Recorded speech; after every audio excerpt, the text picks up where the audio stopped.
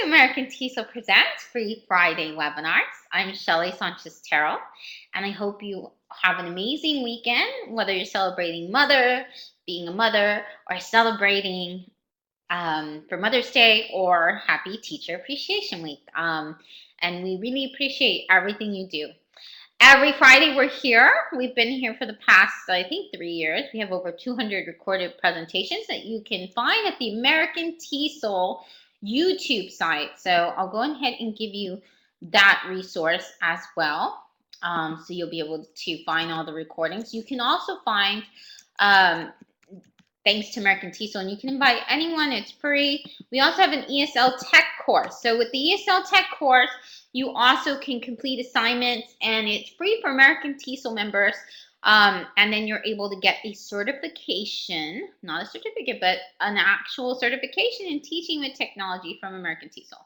And of course, you can always find the recordings, and you can find more information by going to American TESOL's blog site. So you can have the slides and everything. The reason I want to talk about Creative Commons is because right now, you may not have heard the term, but we do have what's called a remix generation. And what that means is that many of us, how many of you, if you think about it, you can go and you can be, you can join, and when you join social networks, or even when you add, or you can use a lot of apps and tools to create something. So there's a lot of different apps I love. One of my favorite apps, of course, is Animoto. That's one of them. Magisto, which is creating videos. And the great thing about it is when you use any of these apps to create a video, a greeting, something about, now you have graduation coming up, you can have a wonderful class end of year reflection. But this is a remix or a mashup of many people's ideas. So people all over the world, including you, post pictures, you post maybe music you created, maybe you post videos, maybe you post animated GIFs.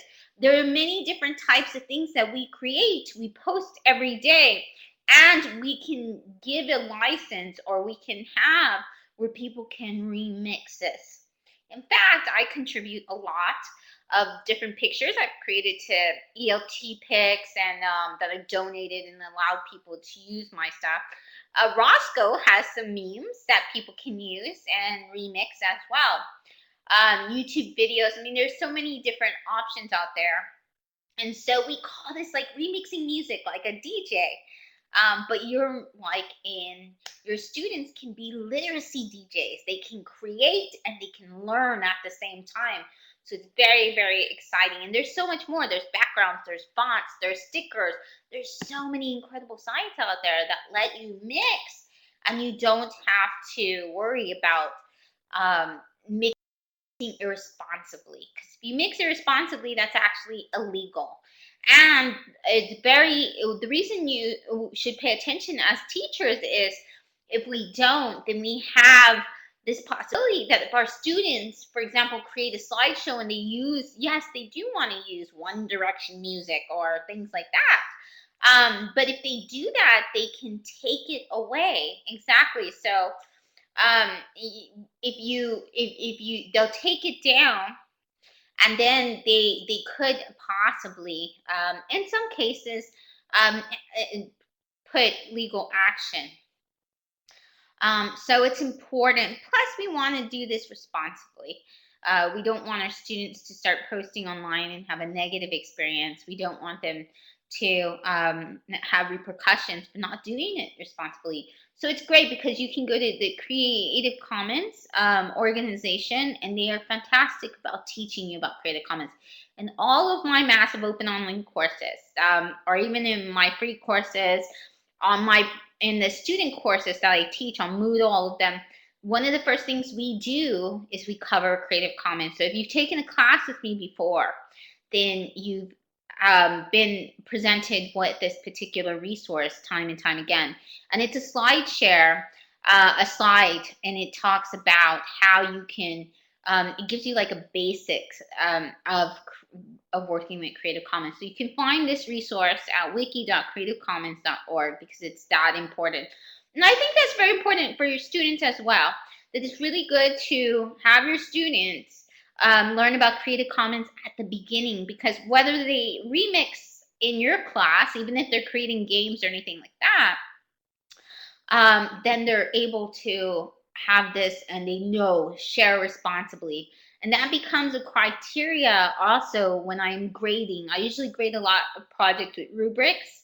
And if they haven't respected the Creative Commons and they haven't posted with Creative Commons, I mark off for that because I think it's that important.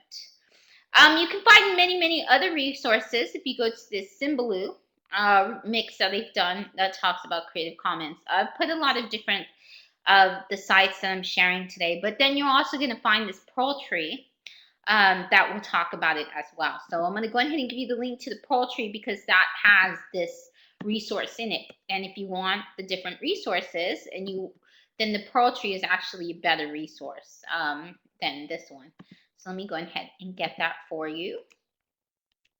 And thank you, Peggy. Peggy is giving us so many great resources inside the chat box. It's really important that you read the Creative Commons license carefully. A lot of people ask me, Shelly, where did you get that picture? And you'll see that at the bottom it'll say, a lot of pictures I get from Flickr. It's one of the best places to get images.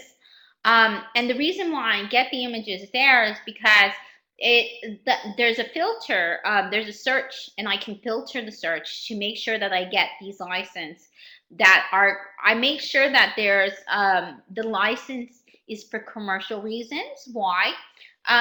Commercial is if you sell anything. And so for me, even if it's my book, even though the webinar is free, even though you can download the slides for free, I do, have my self, if I mention a book or anything like that. So I want to be on the very, very safe side. So there's plenty of wonderful pictures out there that you can find that are for commercial purposes. So for example, if any of you have any schools or organizations and you want to be able to use it with them, but it's also selling your service in a way, that's what I would recommend. You don't have to be that picky about it, but I believe in that being that picky.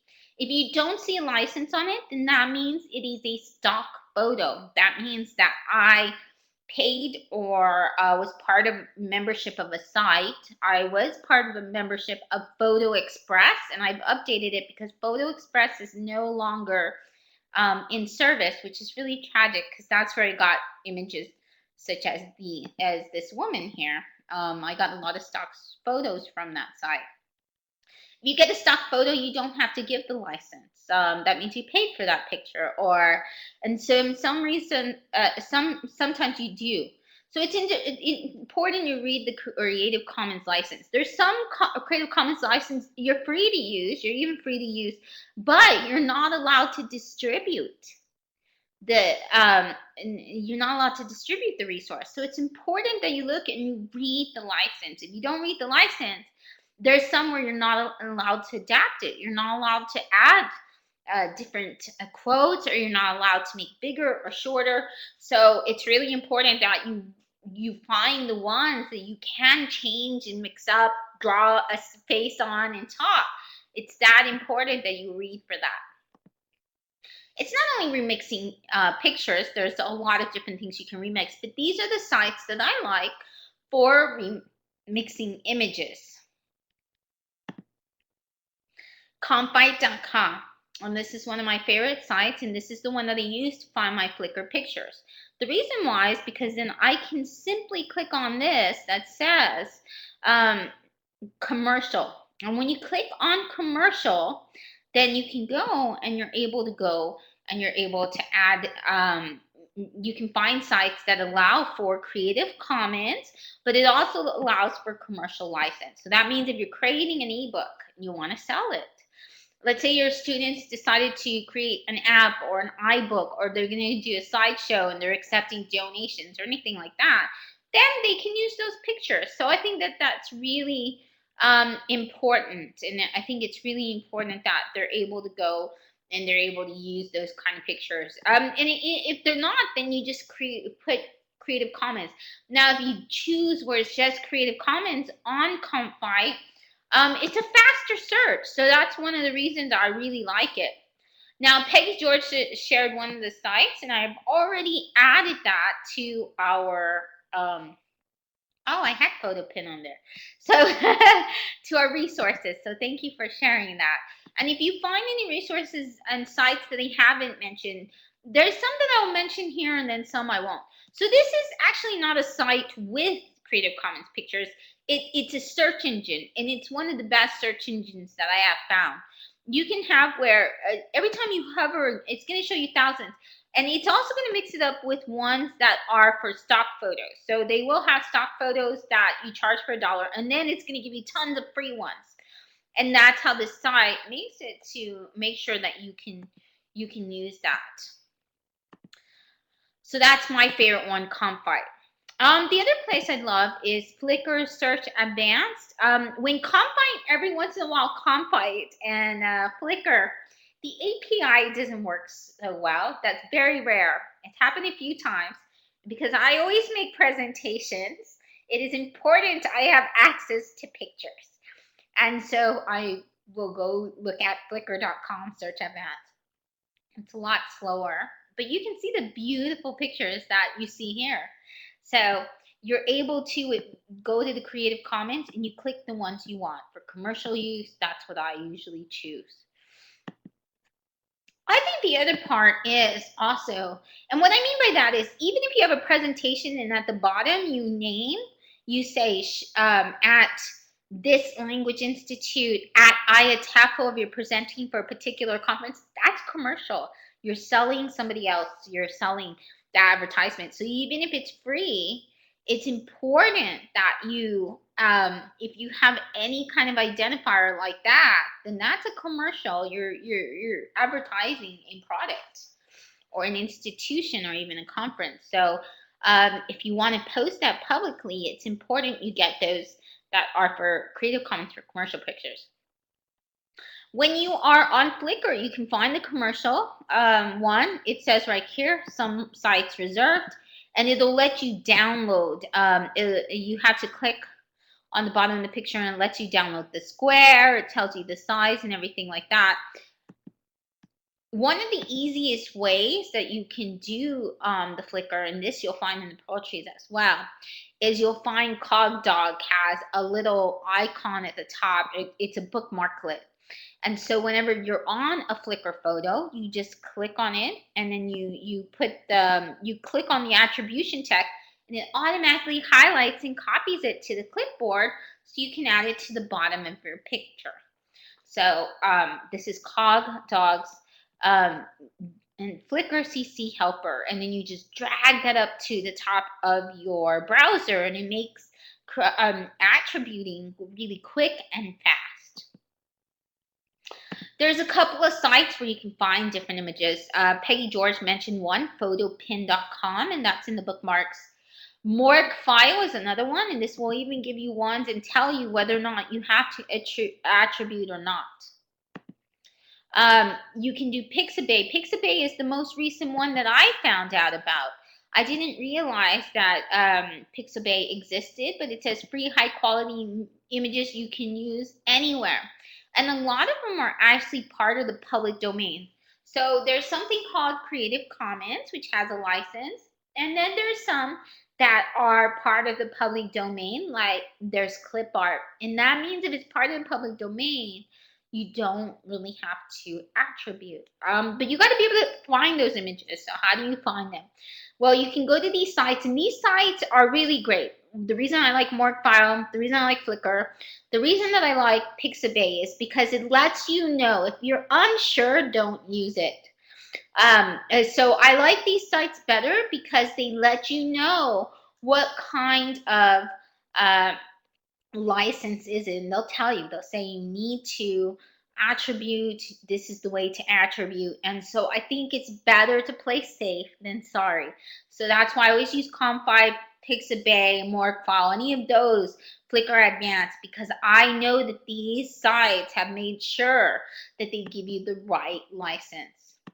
Picsforlearning.com, which is a different collection, is specifically made for education. So sometimes Flickr is not going to necessarily put it.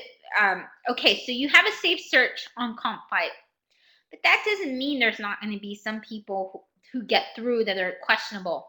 If you're working with really small kids and you want them to look, then picsforlearning.com. It is for education. You're not going to have your students run into questionable content. So I think Pick for Learning is really good when you're having students search for things. And there's young learners and their kids and their teens or middle school. Picsforlearning.com, just to be safe. ELT Pics. ELT Pics is a collection made for teachers, contributed by teachers. So teachers all over the world actually contribute to these photos. So it's another great place to look in categories. For creating presentations, because okay, if I run into questionable content, it's not going to be that bad for me because I'm an adult. And creating these different presentations. But if I have my students searching, then Pics for Learning, Flickr.com, ELT Pics /ELT Pics, then that's what I want them to search, and they can go through the categories. I want to make sure that it's, and even picsforlearning.com is really great because then you make sure they're not going into questionable content. Attribution free pictures like this where I don't have a license. Why? Because it's a stock photo. It means that, or if you have clip art, there are tons of it. If it's under the public domain, you don't have to give attribution necessarily. And sometimes they'll let you know, yes, give attribution. But so you can find that at openclipart.org and pdclipart.org. And I have had people in my one of the open online courses I have, which is ebook Evo, where we've created ebooks. There's over 900 teachers in the group. One of our moderators actually wrote them and asked them, "Is it okay if I use it in an ebook and that I sell this ebook?" And they said yes. The owners of these sites said yes, and you don't have to give attribution. So he got it confirmed by these owners. And it does give you, I think that it's really important to ask these kind of questions if you're unsure. When you have, and there's literally thousands of clip art that you can get for free. There's also remixing audio. You sometimes have podcasts, and podcasts have been really popular lately for students and also for teachers. There's a lot of educational podcasts there. Did you know that you can remix music? You can add music to slides. You can add it to videos. If you're having your students create a memory video of their time with you in class and the rest of the school year, every single year I used to create one of these with my students. And I would put it on a CD, and I would make a PowerPoint slideshow, and they loved it. Back then, I didn't know about Creative Commons, so I probably made some errors, but now I know how to do this responsibly. So it's important that we use different sites. Now you'll see a lot of my YouTube videos. I use music from ccmixter.org. Which is now also an iOS app, and it's a wonderful app. It comes with music that is really wonderful. Your students will really enjoy it. Of course, there are different sites like Magisto and Animoto will give you free music that it ends up attributing for you. So if you don't want to worry about that and you want to use music and make it beautiful, then I would recommend Animoto and Magisto. I think they're two fabulous tools, and they're great for remixing different audio with your videos. So that's definitely a way to create. But ccmixter.org has some fabulous music. You have to go through it and listen, and it gives you the right attribution. If you're looking for certain sounds, I usually think it's great when students make their own sounds, like the wind was blowing. So you can create your own. Or you say, oh, when there were footsteps. So I think that's fun for students to do. And that way you don't have to worry about it. But I think that every once in a while you just want to create something quick. What are you going to do? Well, you can go to freesound.org, and they're going to give you sounds that you can use with your different podcasts, radio shows, or even if you're doing, for example, a video of some type. Or if you're creating a movie, if you're doing a scene in a movie and you're doing a book preview, then your students may want to have sound effects in it. Soundbible.com is also full of free sounds. Now, if you want your students to be able to remix it, you say, oh, well, I have these sounds. I downloaded them. They let you download it. How do I remix it? How am I going to get it in that podcast? Because let's say you use Audio Boo, right? So you want to make, well, there are two ways. You can use, well, there's more than two ways, but these are the ones that are the highest and people love. Teachers will tell you everywhere. Garageband for me is a must. I use iOS, so if you have a Mac, if you have an Apple, then that's how you get it into there, the sound effects and everything. And they have their own, which is GarageBand. The iPad app, amazing. I love it. I think it's one of the best ways to make podcasts, or if your students are making their own music and stuff. Audacity is if you have a PC, Windows, anything like that. Then Audacity works on everything. It even works on a Mac. So I believe it works on a Mac now. I could be wrong with that. But I don't know if Audacity is an app. But I know GarageBand is. So GarageBand will even let you, if your students are musically inclined, it makes it for where they can have voice, they can have a movie. So it has different options for you. They can even create music with it. There's also Soundation. So Soundation is a remixer online. It works with Google Hangouts. So if you want to remix, if you want to create sounds and music like a sound score or anything with students from around the world, let's say you have an international project and you want to do movie together, get on Google Hangouts. It's free, and you can use the Soundation app, and you can do this quite easily. So it's very exciting to get your students to collaborate together. You can remix videos. Did you know that you can take little clips of videos and you can actually put them into your own work? I've seen a lot when you put remix, and you'll see different ones that I've put on there. There's one True media.com. One True Media does a lot of these, and they're really great. You can even use One True Media as a recording tool to remix videos. But the easiest place is if you go to the youtube.com/editor. So you know about youtube.com, but did you know that they give you free Creative Commons videos that you can remix into your work? Yes, they do. They're little short clips. They make it very easy for you to even add it to your video. So as soon as you upload a video, you can go to the editor and then you can add that as part of it.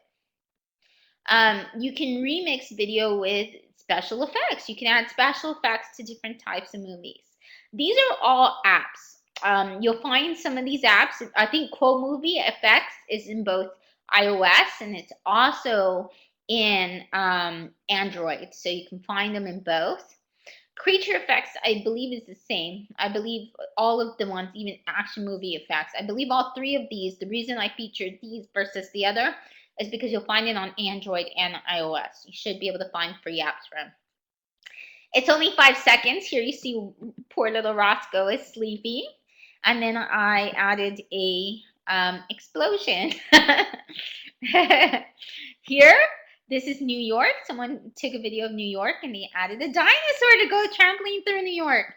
This is a regular street and they added the abominable snowman to come. So your students will have a great time adding these effects. Yes, exactly. And they can use a video editor like Splice. Splice app is fantastic. You can even add these in Animoto. Animoto, if you have the paid account, will allow longer videos, or if you only, usually these sites are only like 5 seconds or something, so you can add it that way. But of course, I prefer iMovie or Windows Movie Maker. I still think these are great ways to remix videos. I also have Camtasia. Of course, Camtasia is free for 30 days, but then you have to pay for it. So I have the paid version, but it makes it really easy to make these. There's Cam Studio. Cam Studio is free, or at least it was free for a while. And if not, iMovie and Windows Movie Maker work fine. And how about if your students want to create their own stuff and they want to allow for the public to remix it and do something great with it? See how creative they can be. Well, you can license your own content. You can upload it to the sites that I mentioned above. ELT Pics is very simple. You just put the hashtag ELT Pics, and that helps you contribute your picture to other teachers, and they'll even put how you're supposed to have that attributed. ELT Pics is very good. But you can also go to creativecommons.org, and then you can choose the features for your license. You have to remember that in different countries, it's different. Even though you put a license in some countries, they'll respect it. In other countries, they won't. And so you can put, but a license makes it to where you have some kind of legal grounds. So it's always best to do that. I put this in all my ebooks. I put this in, it's on my blog. You'll see my Creative Commons license on my blog. A lot of bloggers that are advanced have this in their blog. It's really easy. It's a free generator. You do this for free. You just click on the different features. Do you want to make it for commercial remix? Do you want to make it? And so it's great to have all of this. This is something we talk about in the ebook Evo course, and also the digital storytelling picture. So what I'm going to do is I will give you the ebook Evo link, because you can always go and you can always look at our archives, because everything is free there. So you can go, I'm going to put that in the chat box, and then you can look at our first week, which talks about the Creative Commons, and you can go to our Google group, and then you can even, it's public, so you can see what other people have posted. One of the great people in the movement for remixing education and mashing up, and talks a lot about it if you follow, is Amy Burval. And Amy Burval is a wonderful teacher and very creative in Hawaii. She's based in Hawaii, travels all over the world. I think she's doing a TEDx talk today. But you can always go to her Google Plus group that is specifically made for that. So you can hit this bit.ly course, and this bit.ly course will take you straight to that. And I think it's called, let me try and get that course for you, but it's I made this myself because G Plus unfortunately does not make good URLs for the community. So you can find this. I'll put it in the chat box so you can find her remix group that's free to join. And then of course you can find all of these resources if you go to this proteasecom. Now these ProTrees, if you have any other resources, you may find them. The great thing about the ProTrees is you notice how it's sectioned off. So on the sections, you'll see general information, then you'll see an image, then you'll see sound and music as we keep scrolling down. And that's why I love ProTrees, because I can do that. I can give you different sections, and I can name the sections. So that's why I use ProTrees quite a bit. And then you can always connect with me whenever you want on social media. I'm there. You can find me on Facebook.com, Shelly Terrell. You can find me on Twitter, Shell Terrell. Google Plus, Shelly Sanchez Terrell.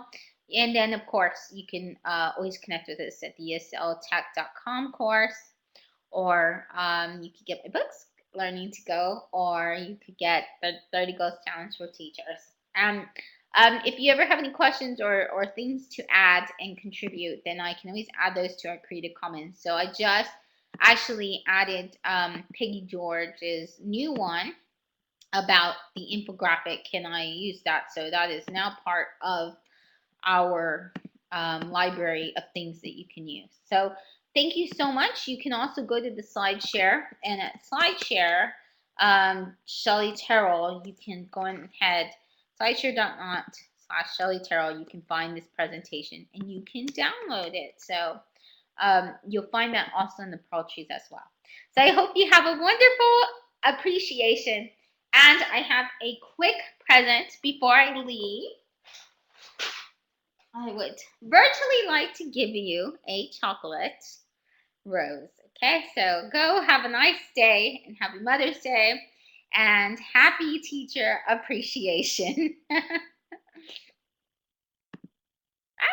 Wrong one.